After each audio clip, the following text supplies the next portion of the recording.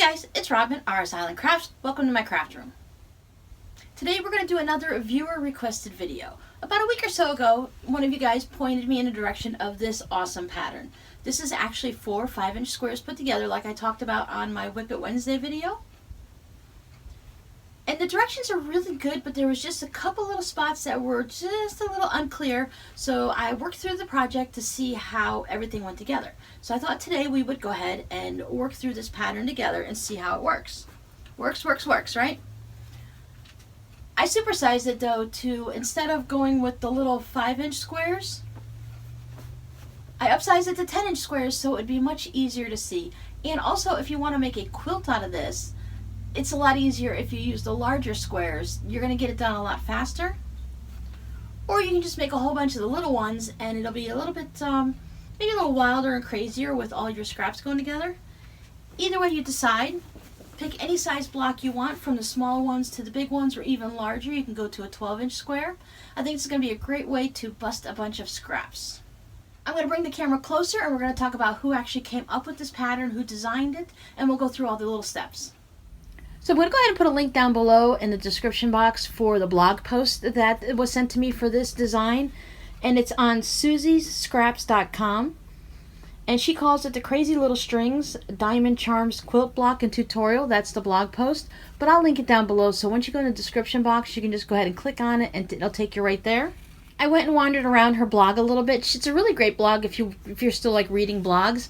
Unfortunately, I find that I don't have as much time to sit and read blogs like I used to. I really do miss being part of the blogosphere. But anyway, she has different designs that you can use all your little strings. And hers, she uses a lot of small strings. So if you're one of the ones that saves a little bit of scraps, the narrower pieces of strings, she has a lot of fun designs that you can go ahead and use them for. Or you can just do like I did and adjust it for some of the larger ones. Now I think for the video that we're going to go ahead and use the 10-inch block and use that for our example, because to try to put it on these little ones here, and I'm going to have my hands in the way and everything, we'll just go ahead and go into the bigger block and it'll be a lot easier. So here's a little bit of a close-up. This is what we're going to be working on. We're going to be working on this 10-inch block that you're going to need 4 of them to stitch them together to make this one actual design.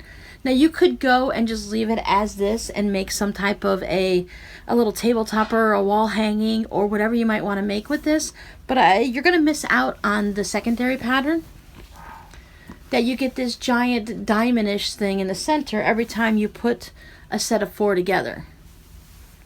So these here turn into this. So I think that's really fun too, and I like it. She has a giant quilt, a full-size quilt that you can see on our blog post and see how the design actually plays off in all the different areas. I just haven't gotten that far to make anything yet.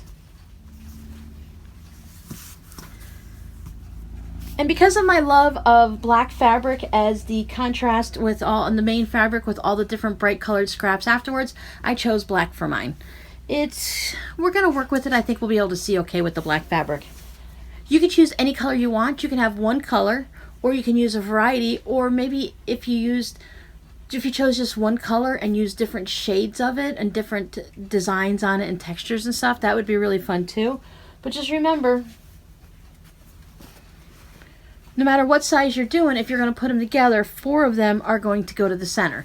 So if you want to have, you might not want to have like a red, a blue, a purple, and a green, unless that's the look you're going for. I kind of like the way this star shape, X shape kind of comes out if you use all the same color. The same thing goes with your scraps. If you want to put the same color, like I have 2 reds here, but I didn't put them next to each other, you can use your very first strip. If you use the same color or the color family, same fabric, you can outline your center star design if you'd like, or you can just leave it totally scrappy. There's a lot of different ways you can play with this design. You can change your fabrics. You can let's say you could do green and white and green and white, green and white, whatever. But I think this works out really well to just use up scraps. And you guys know I have a lot of novelty fabrics versus single colored solids or anything like that. Now one of the first things we're going to do is we're going to have to mark on 2 sides on one of these corners to determine where we're going to lay our strips. I think this was the part that was the most confusing to me, because It kind of reminded me of paper piecing. When you're doing a paper piecing pattern, your very first two pieces you put down are the ones that you have to really pay attention to, and it can easily get confused. Now on her blog, she gives us the measurements for the 5-inch square on where we're going to lay our first fabrics down. And she also gives us the numbers that we could use for a 10 by 10 square or an 8 by 8 square. But I'm going to show you how you can kind of figure out what you want yourself and test it out. I always suggest making just one individual block, or maybe if you want 4 for this, because you could always turn a smaller one into, you can turn this into some type of a tote bag or a small pillow, or if you use larger ones you can do it into a pillow. But at least make one block, one section of the block, one corner, just to see how it looks, because I'm going to show you how you can alter on how much fabric you have showing here. Now for the 10-inch blocks, she suggested that we mark our fabric at 4 inches. I chose to mark this fabric at 3.5. So my sections here are narrower. I wanted to have more scraps and not as much of the center black fabric. I figured that this is going to already stand out enough that I can go and cut it back just a little bit, and I'll show you how I figured it out. I just have a 6.5-inch square ruler. It kind of, I'm only going to mark a little bit on the corner, so it just needs to be at least the size. If you're going to mark a 4-inch corner, then you need to have it at least 4 inches. So whatever ruler you have, even if it's just a straight edge, I took it so that my corners, I can do the 4-inch right along there, so I can mark both parts at the same time. If I were to choose the 4-inch, I took my first 2 strips and I just kind of laid it down. We're going to take them and put them in the corner here and let it touch right at that 4-inch mark. And this is where my second strip would also go to the corner and mark at the 4-inch. And I could look at it and I could see, does that look like it's enough? Or maybe do I want to make it a little bit wider so I have more of my main fabric and less of my scraps? Or do I want to bring it in a little bit and have more scraps and a deeper angle and less of my black fabric? So it's totally up to you. You can just go by her numbers, and if you're doing a 10-inch square, just mark it at 4 inches and that'll be fine. I chose to do mine at 3.5. I just wanted that little extra. Now when making the small square, she tells you to mark it at 2 inches on each side. But then when you lay in your squares down, your first strips down onto your square, she wants you to put your fabric 1/4 of an inch above where you marked your line. So I was thinking that depending on how I wanted to do it, then I can just lay it down at that. If you're going to put it down at 2 inches, just mark your fabric at 1 3/4 so you wouldn't have to worry about getting it in the exact spot. I kind of like for this one, I'm all willy-nilly and just do however. But when doing these blocks, I wanted to try as close as I could to get these to line up at these points here, at the intersections. Now, I don't mind if it's off just a little bit, maybe 1/8 of an inch, but I didn't want it to be off a lot. So I wanted to make sure that I measured when I made my marks. So let's just go by hers. She said to put it at 4. Now if we were to put it at exactly 4, and I have just a little white pencil to mark on my black fabric, you're going to put your fabric on top of this mark, but I still would be careful about what you choose to mark it with. Just mark just a little bit on the edge, about 1/4 of an inch of a mark. You don't have to you're not marking all the way along on your ruler. You're just going to need to mark a reference point right on the edges. If you don't want to use, or let's say you're going to use the dark fabric and you don't have a light pencil, you could just put a little piece of washi tape there, or you can even just stick a pin at that mark. I went through and I cut out all of my squares and then I marked them all at once so that I can just go ahead and chain piece them while I was sewing them. But however works for you, I think just putting a little pin there will work for perfectly fine. But if I were to mark this at the 4 inches as she suggested, when I go to put my first strip on, she wants me to go up this way 1/4 of an inch. So then I would have to figure out I'd either have to guess at the 1/4 of an inch, or I'd have to go back and make a second mark. Which I thought that was just taking up too much time to have to put a second mark in like that, when I can just go ahead, and if I'm using the 4-inch mark, then I can just put it at 3 3/4 and then I could just mark my spot there. That way I know that this one's going to be ignored. I just mark it 1/4 of an inch less than I think that I want it to be at. I know that sounds a little bit confusing, but once you sit down and make your blocks, you're going to go, oh, that makes sense. This is one of those projects that you might not get it when you're just reading the directions or watching the video, but when you sit down to make your first block, you're going to go, yeah, that was really easy. As in paper piecing, it just seems very complicated in the beginning, but once you do it a few times, it's easy. So now to lay down the first piece, this is where I got a little bit confused. I'm just going to turn this to make it easy for myself to see. And to make it easier for you to see, I'm just going to put some clips. There's my little line right there. This is my extra 1/4, so I'm just going to put a clip so that I'm just below that 1/4 inch mark there that I want to start stitching at. I have way too many lines there.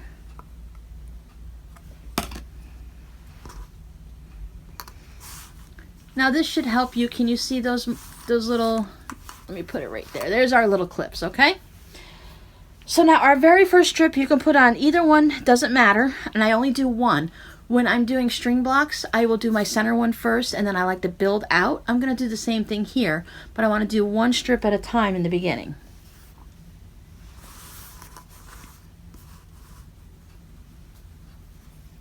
I want to lay, let me do this one. This is the wrong side. This is the right side. This one doesn't really matter. They both look the same.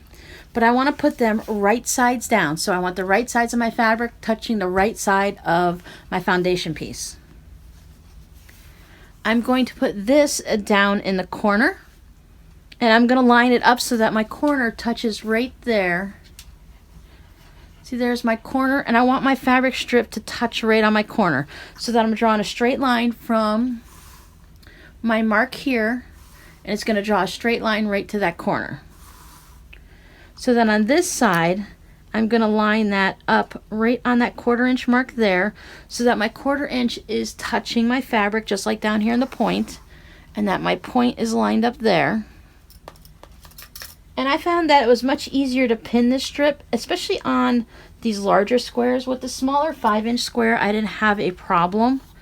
But on the larger squares, my strips wanted to just move as I was sewing them. And I didn't want to have that crooked line. I wanted to go straight into the corner and be right on my 1/4 inch mark.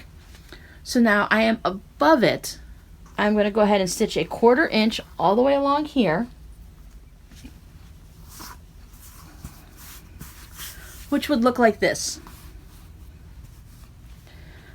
Once again, I'm sorry I chose the wrong fabric. I didn't think about it. I don't have very many long strips of 1.5 inch because that's what I chose to use on this size block. This is a 1.5 inch strip. I'm sorry I didn't tell you that in the beginning.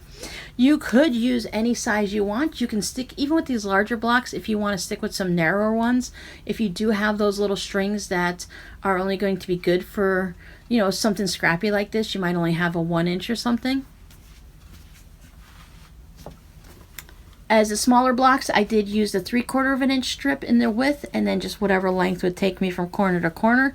Smaller blocks like this, just a 5 inch, of course you're not going to need a very long strip.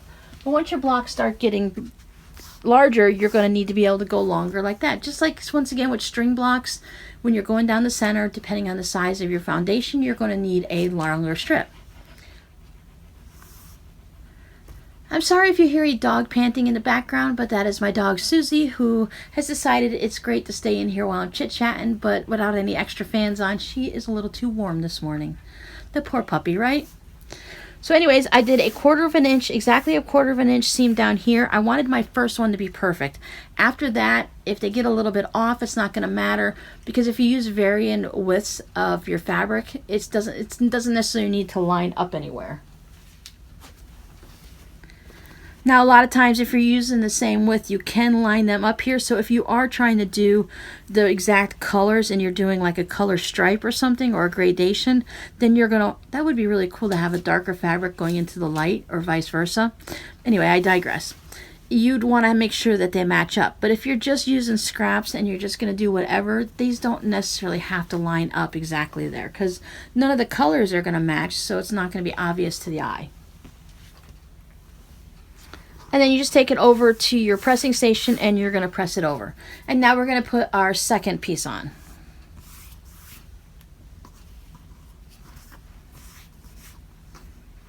Once again, I have my second part marked over here, just across whatever your distance from your corner you're using. This one I did use 3.5 to match the rest of my blocks instead of the 4 inches. And we're going to do exactly the same thing.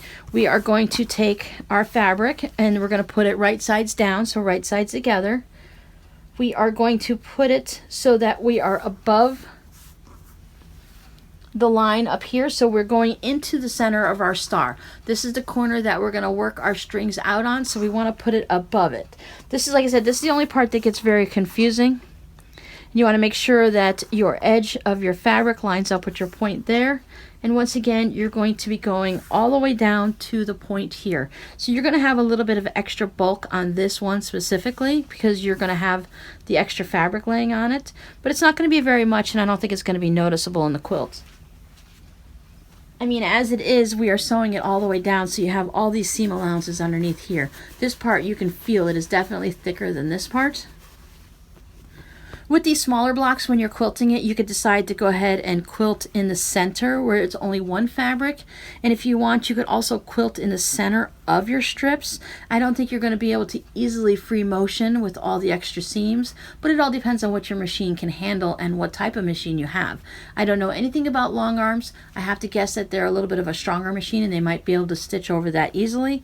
But I think just stitching right into your center, just doing an outline right there would actually work perfectly fine, and you wouldn't need anything too much. Or as I said, if you want, you can go ahead and stitch in each line.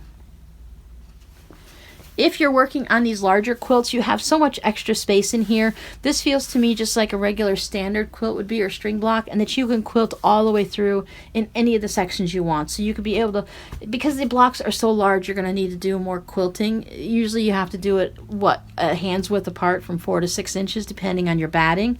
So I would, once again, I'd probably do an outline stitch and just echo through here, and then you can do whatever you want through some straight lines through here, or free motion designs, however fancy you want to get. But depending on the size of your block, it does get easier with a lot less seam allowances as you're making them larger. There's always a lot of things to take into consideration as you're working on different projects like this. So once again, I would pin this to hold this in place, and then you're going to stitch along on your 1/4 inch seam. And that would get you this. You're going to cross over a little bit on top of this one here. So this is the way you would have it when you came off your sewing machine. And what I found when I was pressing these, that if I pressed it from the open end here into the point, it allowed me to easier get this nice and flat and bring it into here. Because if you're coming this way, you got to kind of do this and get it over and all of that. But if you do it this way, you can just take the point of your iron and let it do its job, and it'll just push those open nicely. You can finger press them first. If you want, I know a lot of people, when they do their string quilts, they only finger press them, but I like to go ahead and press them with the iron. When I just finger press them, I find that I get too much of a wave in the fabric, and then you'll have that extra bit when you go into, when you press it for the final thing before you go ahead and you actually turn it into a quilt top, and before you go ahead and quilt it and stuff, I always end up with that extra bit of fold of fabric on the next seam line. So I do like to take mine off the machine and press them with an iron. I also make more than one block at a time. After I make my first initial block to figure it out, then I like to go ahead and chain piece them. And it all depends on how big your blocks are and how many you can do, but I usually end up doing maybe 5 or 10 blocks. If I'm just going to have a little bit of a sewing day, I might only do 5 to get a good rotation, so at the end of the day I'll have a decent amount done. Or I can go through and do 10, but then it feels kind of trudgy to me, like you're just, you know, it just feels like a lot of blocks. So whatever works for you is perfectly fine. If your blocks get a little bit of wonky, your strips are a little wonky on this side, that's going to be okay too. Sometimes it looks like they might curve a little if you didn't get it perfectly cut. As long as your seams right here are nice and straight, that's going to be the part that matters. And then after that, it just becomes like making string blocks. You're just going to lay your next bit of fabric right sides down, and what you want to do is you just want to make sure that your fabric is going to be long enough So if you lay it right sides down and you flip it over, that it's going to cover your foundation block completely, just like when you're doing a regular string quilt like we've done before. If you want to refresh your course on string quilts, I'll go ahead and put one up there in the iCard so you can see the ones we've already made. Once again, 1/4 inch seam allowance. I would do this one, and then I'd take it through my machine, and when I get through the next ones, I'd go ahead and flip it over so that I can go ahead and do the next one. And then when I would take it to the iron, I would press both sides and then go back through and do the next one. That way I'm doing both sides at the same time, and it gets me through the sewing a little bit quicker, but at the same time then I can stand up and move around a little and press. Because if you spend too much time sitting at the machine all day or at the iron all day, you're kind of going to wear out your body in certain spots. We've all done it before. We know if you spend too much time just sitting, you need to get up like every 20 or 30 minutes. And depending on how long it takes you to make these blocks, if you make 2 blocks or 5 blocks, and when they're done, then you get up and press them, and then you've moved around a little bit, and it helps your back out and everything. So it's just one of those little tips that's good to move around when you're doing all these projects. And then just keep making them and making them and making them, depending on how many you're going to need for your quilt. And as you can see, we just stitched 4 of them together so that all the colors are in the center.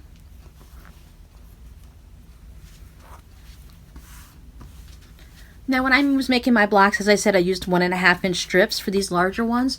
But when I got to the corner, after putting the 1.5 inch strip on, there was just a little bit, maybe about a 1/4 inch, a fat 1/4 inch of my background fabric still showing. So for my last piece, I just upped it to a 2-inch strip. If you have little triangle pieces, just like I said, when you're doing string blocks, when you get to that corner, sometimes you just put a little bit of a triangle on there. But I'm just using strips, so I just went up to my 2-inch strips, and it covered everything nicely. Now, as you're making these blocks, if you were like the type of person that did not want to have any foundation fabric underneath these, there is a technique where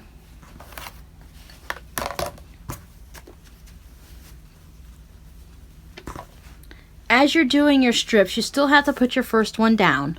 But when you go to do the second one, you can lay your strips right sides together and tuck that extra piece of fabric underneath and just use that as a guideline for when you get to the end. I've never done that before. The extra bit of fabric doesn't bother me. I don't mind removing paper from my blocks, so I just make them normally. But you would just lay your strips right sides together. If you are a pinner, you might want to pin it. Tuck that extra bit underneath, so you're just putting these 2 strips through the sewing machine. And then after you make all of your corner all the way to the end, you can just go back here and right along with this seam here, just go ahead and trim it off so you have a 1/4 inch of your foundation underneath, and you wouldn't have any of this extra fabric.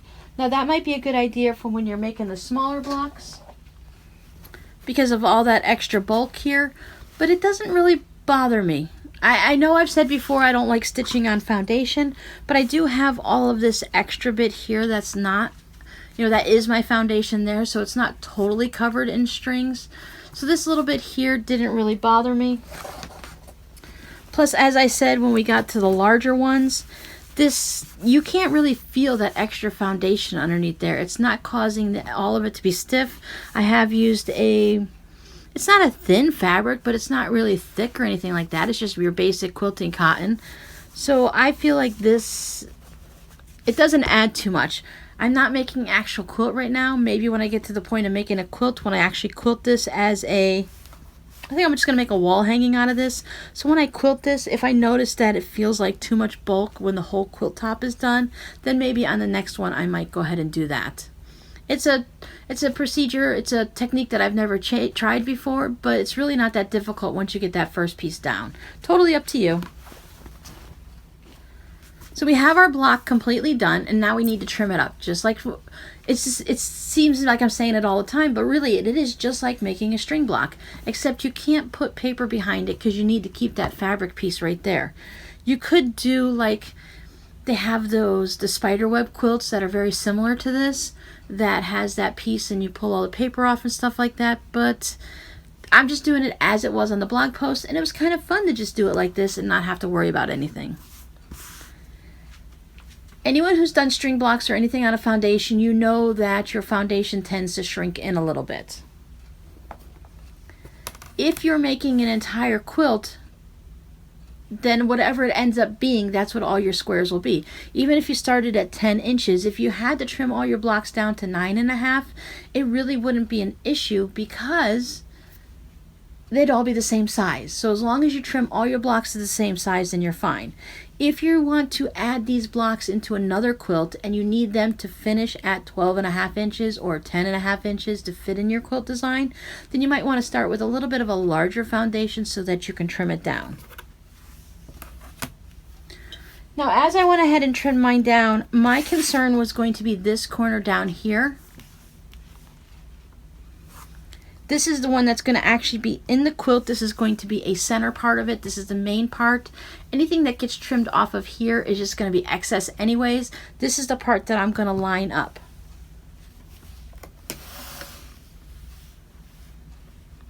So if I go ahead and put my ruler down, I notice that I have my ruler the wrong way. I notice that my squares are now not quite 10 inches. I have it, this is about, it starts at 10 inches and then it ends up over here about 1/8 of an inch shy, and on this side it's more like 9 3/4. So I think I'm going to go ahead and just trim my whole block up to 9 3/4, lose that extra 1/4 inch, and it'll be fine because, as I said, if I trim all my blocks to 9 3/4, it's all going to line up together in my quilt.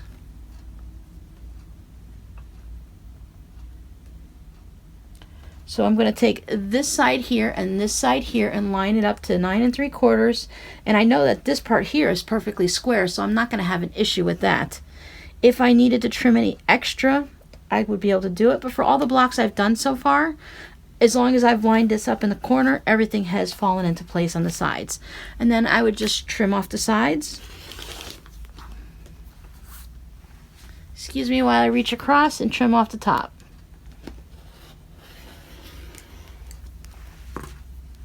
So now this corner itself is also squared up. So I'm going to grab that corner and spin it around. And I'm going to put that down here at 9 3/4. Make sure it's all lined up. And I'm going to do the same thing. This time I only have to trim off of this edge right here, because my strings are the only ones that really need to be trimmed. And the same thing along the top. If you want to save these for your crumb quilting, some of them might be big enough for you to actually use to go back into your scrap bin, depending on how long your strips were when you did it. Or you can just go ahead and make the doggy bed out of them, or just toss it.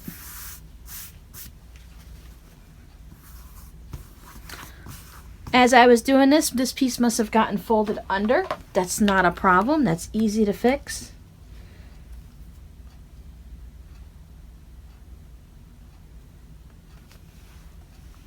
Make sure it's lined up, and I trim it over. So maybe if you have to be careful and make sure it's all out and out from underneath the block as you're trimming it, but really, as you see, if a piece was extra and sticking out, it just didn't hurt anything. I just trimmed it afterwards.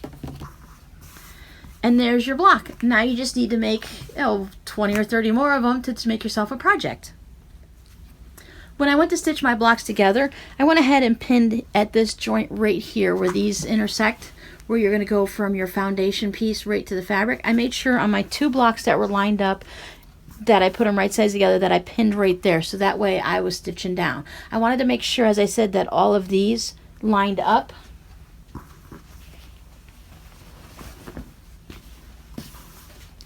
To the best of my ability, so that when these go together, it looks like it's uninterrupted. But if you take a really close look,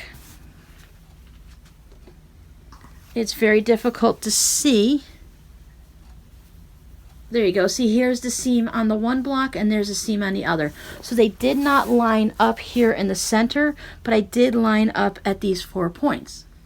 So while even it didn't line up exactly in the center, these points lined up, and it gives that same look that I was going for, and this really didn't matter. Now, if you had 4 different fabrics here, it would be very noticeable, but if you're using only the same fabric, especially since I used black or a light color like white, it's not going to be as noticeable. And I think where that issue came up is partially in my stitching, but probably more than likely in my trimming of my blocks. So if you don't trim them down to all be the same, you might end up with that issue. Now let's talk about seams. I very seldom, very seldom ever press my seams open, but I found that on a quilt like this with all these different seam allowances in here, that it would work out much better if I pressed them open. And I pressed them open both ways. I stitched 2 blocks together first, pressed my seam open, these 2, pressed it open, and then when I stitched them together, this is where I had that little bit of a wobble here, I think, when I was stitching it together, and then I pressed this one open. And I think this might have been where I had the issue, because this block sticks out just a little bit more than this block. So once again, I would need to trim this down before I stitch my next block on. But since that is all my strings and my scraps, it's going to work out fine when I put my next block down if I have to just trim a little bit of 1/8 of an inch or so off my block. That's one of the reasons why I enjoy working with scraps, because they're very forgiving. If you're going to do something really stringy and scrappy like this, it's okay if things don't line up exactly for the 1/4 of an inch, because it's not like I'm going to lose something in the process. Now, there are some quilt patterns that you need to be very precise with so that you don't lose your points of your stars when you're stitching on your next block. I can be careful, and I might want to watch and make sure that I stitched it just right so I don't cut off any of these tips here, but they're not going to concern me as much than making sure all these points match. Back to our little guy, I did the same thing here. I pressed my seams open. I had it lined up really nice in all of my points, so it's going to come out looking really sharp. I was thinking with some of these smaller blocks that if you used your selvages from your quilts, you know, your fabric and stuff, any leftover selvages, if you save selvages, that would be really nice. It'd be a fun way to do the blocks like this, especially since you're using such a small strip like that. Maybe if you put your squares up to about a 6.5 inch, 7 if you want to make sure it finishes at 6 inches, because you know the way we trimmed it down and all, that it would look fun to have the selvages on there like that. So did I make that easy, or did I confuse everybody? I hope you guys try this out, because it was a really fun project to work on. When I first started working on this, I thought, why? I have 1.5 inch strips. I don't want to trim them down. But I think I really enjoy, if I was going to make a large quilt, that this is fun if I wanted it done quick. But if I'm just doing a scrappy project and working through my scraps, I think I might go ahead and go through and trim down so any fabrics that I have either in the future or right now are at 3/4 of an inch, so that I can make a larger project like this. This is actually, I like the look of the thin stripes like that. This reminds me of a regular string block, which is great, and it goes together very quickly like that. But this was fun. So which one is your favorite? The little itty bitty strings, or do you prefer the regular, like a normal string block where you have the larger strips? Okay guys, I hope that helped you out, and I'll see you guys next time. Bye!